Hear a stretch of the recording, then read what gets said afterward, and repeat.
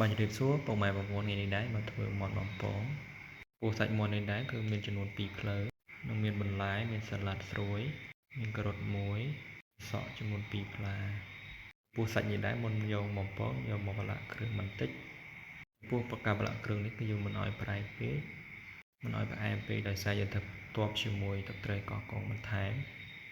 យើងប្រឡាក់ទុកមួយស្របក់ប្រហែល5នាទីចាំយើងយកមកបំពងដើម្បីឲ្យគ្រឿងចូលជាតិគ្នាល្អបន្ទាប់ពីសាច់យើងទុកបាន5នាទីហើយយើងយកមកបំពងពោះការបំពងសាច់មាន់នេះដែរយើងបំពងដាក់ខ្លាញ់ទៅតាមបរិមាណសាច់ដែលយើងមាន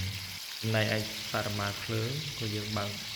កុំខ្លាំងពេកដែលយើងបំពងធ្វើឲ្យខ្លោច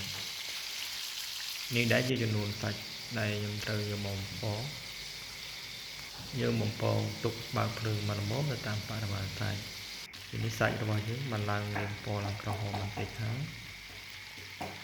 យើងបំពងសាច់រួចយើងឃ្លានយកមកធ្វើទឹកត្រីកោះកុងព្រោះទឹកត្រីកោះកុងនេះដែរមានខ្ទឹមសបុកជាមួយម្ទេសក្រហមធ្វើការលាយគ្រឿងមានស្ករសស្ករសនេះដែរខ្ញុំដាក់ចំនួន2ស្លាបព្រាបាយមានប៊ីចេងពោះប៊ីចេងខ្ញុំដាក់1ចុងស្លាបព្រាបាយបន្តមកទៀតថែមទឹកត្រីបន្ទាប់ពីថែមទឹកត្រីរួចធ្វើការកូរច្របល់គ្រឿងឲ្យចូលគ្នាបន្ទាប់មកខ្ញុំថែមទឹកក្តៅបន្តិចឲ្យគ្រឿងរបស់យើងមានការរាវបន្តិចនេះថែមអំបិលបន្តិចពីនេះទឹកត្រីកោះកុងគឺបានរួចរាល់យើងនឹងបន្ថែមក្រូចឆ្មានេះសាច់មាន់បំពងយើងក៏បានចាប់ដើមឆ្អិនបាទពុកម៉ែបងប្អូននេះដែរជាលទ្ធផលមាន់បំពងមានបន្លែមានទឹកត្រីកោះកុងរបស់យើង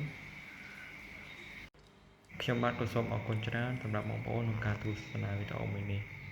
បើបងប្អូនស្រឡាញ់ពេញចិត្តនៅវីដេអូមួយនេះសូមបងប្អូនជួយ like ជួយ Subscribe របស់ខ្ញុំមួយផងសូមអរគុណ